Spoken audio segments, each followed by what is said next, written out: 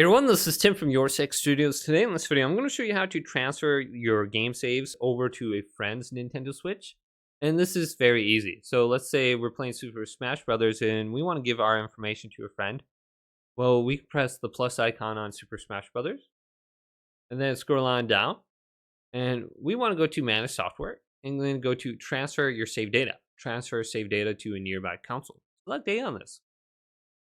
And you can do two different things. You can send your save data to another console. Otherwise, you can receive save data from another Nintendo Switch. So let's go to send save data to another console. And then choose your user, Timothy.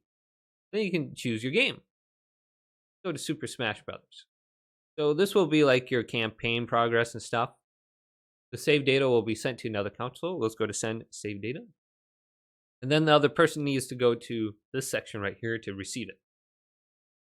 And prepare the source console to send save data. All right. And they should show up under this section. All you have to do is go ahead and tap the screen, and then you should be able to receive any kind of information. Well, hopefully this video did indeed help you out. If it did, leave it a big thumbs up. And subscribe my channel down below for more tech videos coming up next on YourSixStudios.